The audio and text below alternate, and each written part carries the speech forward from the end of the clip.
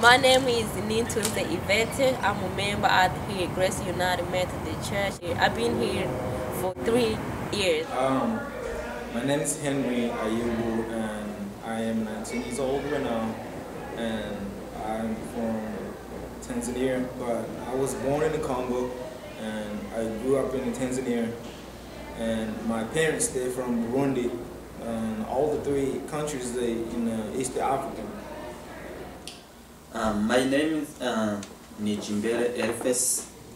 Malaria is a disease caused by the parasite called Plasmodium. This parasite infects about 40 million people per year, with about 2 million deaths.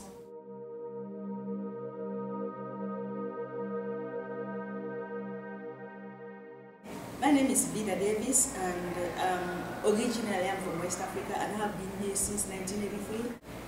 I was really young when I had malaria. You feel like you're floating in the air, and you're pale. You're not able to eat or walk. When you walk, it's like you're a zombie. It was terrible because I was maybe 9 or 8 years old. I had like terrible headache, and then fevers. Every day, like they put like water, like cold water on the clothes, and then like cover me with water because of like fever to reduce it. They took me to the hospital to get medicine, and then I get medicine, but it helped me a little bit, but I did not just heal on the same time. It took a long for me to get healed. So that helped a little bit, and then like after a while, like maybe 2 or 3 weeks, I get better. My parents were just worried and they pray for me, everything. Hi, my name is Francois. I had malaria when I came here, and I was 8 years old. When I got to the hospital, I stayed there for a week. When I went home after 3 days, my sister got sick too, and it was malaria. When I had malaria, I was about 14 years old, and then I went to the hospital, and my temperature was like high, and then I had a lot of headaches. I was getting freezing, like getting cold and then hot, and then cold and hot, like you get cold and then you're sweating, it's weird, and they took me to the hospital. I didn't know what's going on to me, but they took me to the hospital, and I spent like a day and a half in the hospital. I was really scared. I was really scared. I knew that it was malaria, even though they didn't tell me what's going on to me, because that was my first time I got malaria. And then I remember I was really nervous, but I knew that I was not going to survive, maybe, but yeah, no, thanks God saved me.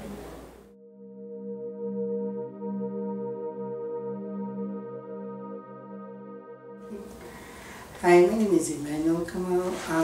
I remember I got malaria when I was 21 years old. I was at the university. I was my 2nd year.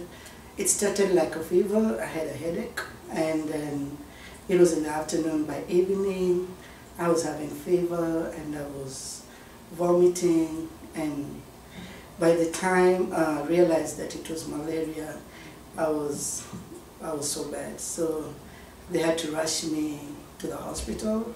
I didn't feel myself until after 2 days at the hospital. So when I woke up, I just saw myself in the hospital with a drip, and it was not a good experience. I stayed in the hospital for 1 week.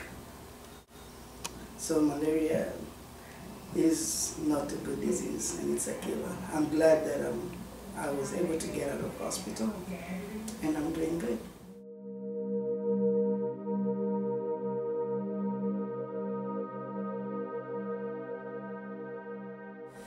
My name is Jennifer Mukwei. I came from Kenya in 2004. I live in Princeton, Texas. I'm 44 years old. One incident when I had malaria that was really bad was when I was pregnant, about 3 months old, with my baby Sarah in 1998, January. I became very sick, and my fellow staff mate drove me to the hospital after praying for me because they saw my situation. I had malaria that affected all my body. I had fever, I was sweating, I was throwing up, and I had also some diarrhea.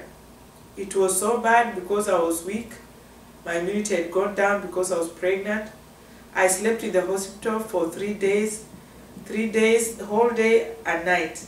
And when I was there, they had put a drip in my hand with a lot of medication in it to stop me from dying because I was very weak. I didn't know day or night. I didn't know until after 3 days when I realized I was in the hospital. My name is Jean Takabulimbo. I was born in Burundi, and when I got in Rwanda in 1998, I had malaria. I was so ill. My father told the people to take me to the hospital in Hamok. From home to the hospital is 2 hours if you walk on your legs.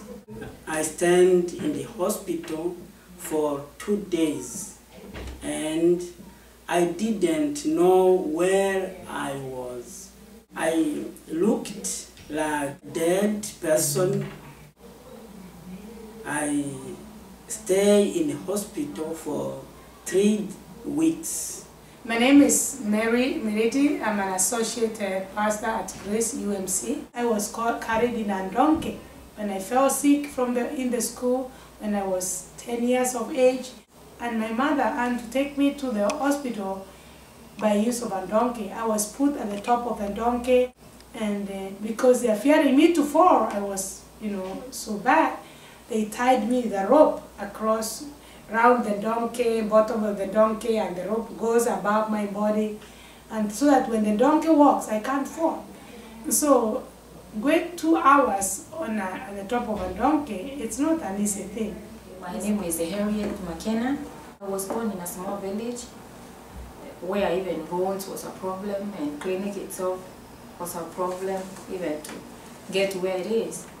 And so the first time is that I woke up in the morning with a lot of high temperature, and sometimes I would move from shivering to sweating, and all over my body was a lot of pain, body aches. It's almost like a feeling almost of a flu, and I got sicker and sicker because the attention there it's not as quick as here. There's nothing like 911. There is nothing like going to ER.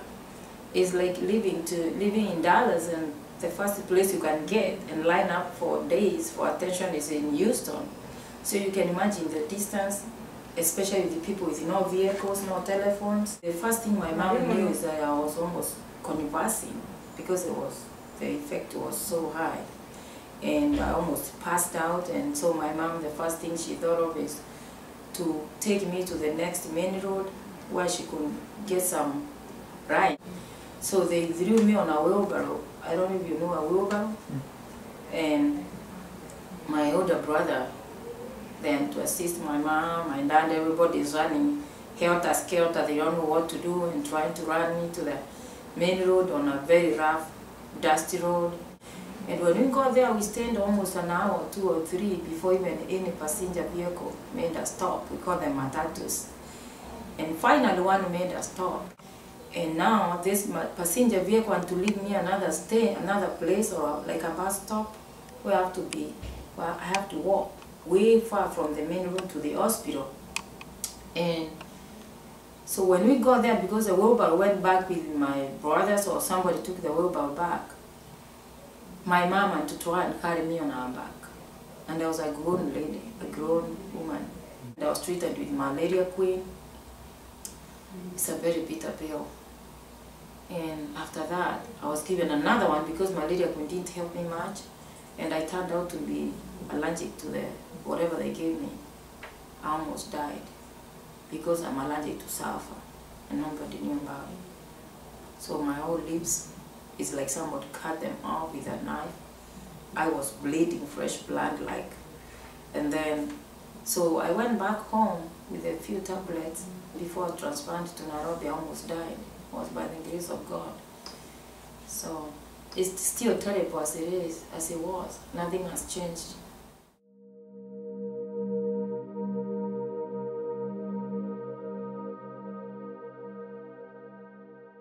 So malaria in Kenya affects mostly pregnant women and children.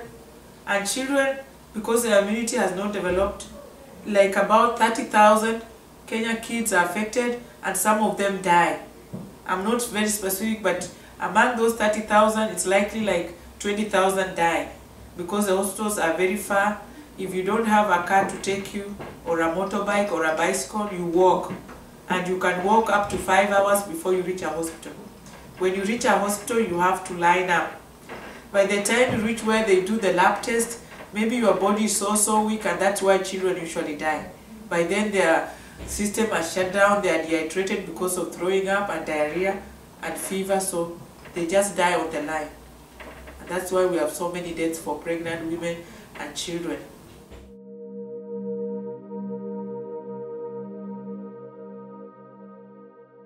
And then I was in the 8th grade, and I remember that time I lost 3 classmates just for 1 week.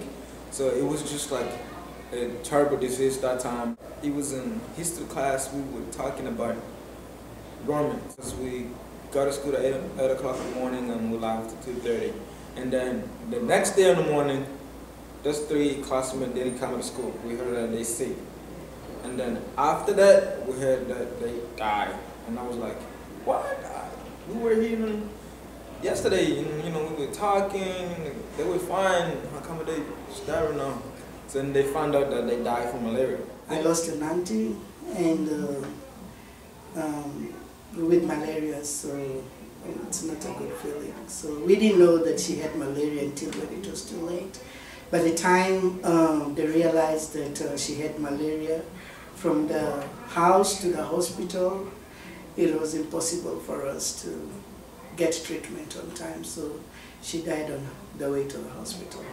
So by the time we got to the hospital, she was pronounced dead. So we pray so seriously about ourselves, about our children, our families, that God may protect us against malaria, and it helps us to have more faith in God and trust in Him when you get well, because it's like a miracle when you get well. Some people don't get well.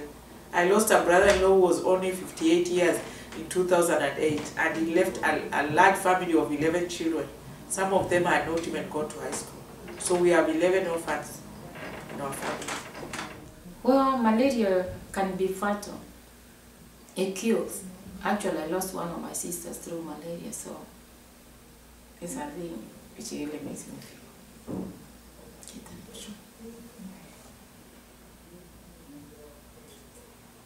So if it was somebody who had come with an idea of preventing, she could be living today. So it hurts when you talk of something which has taken one of your loved ones. And it would be my pleasure if there's anything I can personally do to save somebody else's life. If we can, all of us, join hands and contribute whatever we can to supply. It's not only in Kenya, it's in Burundi, it's everywhere in Africa. And it doesn't mean it has to be given to where my family is. I would love it given even to somebody that I don't know to save their lives. That's all I would love to say.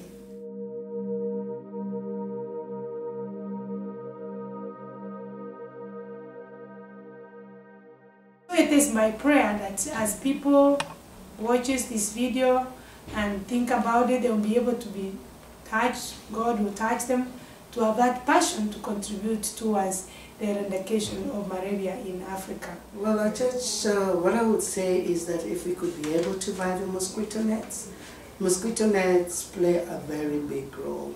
So it helps prevent malaria. And mosquito nets in Africa, especially where I come from, they're quite expensive and most people can't afford. So if the church would be in a position to provide people with nets that are treated with the malaria treatment, that would be good, because it will help prevent people from dying of malaria. The first and foremost maybe to have nets, mosquito nets, because that's a thing which doesn't need electricity and doesn't need any chemical. It's not that much money in here, no. Yeah, cause like I know $5 over here is like 5,000 shillings. Yeah, like in Tanzania, and 5,000 shillings, it can save them. It can cure about 3 people who had malaria. Just $5. Yeah. Here, the church has a role it can play. You may not have a very big role, but if you can donate like even $5 each, it will really help, because when it goes to an African country, that money can be used to buy the drugs, it can be used to buy the nets that are distributed freely to the poor who cannot have money to buy the nets. Because the nets have been used in some communities and they help people not to get the mosquitoes biting them, and because of that they don't get the malaria. I hope that our church will take this opportunity to buy mosquito nets for people in Africa. It's a good cause, it's a good work, and it's going to help a lot, because most people die of malaria, especially the children, the young people, and old people too. So malaria is not a joke. It's a killer disease. Thank you.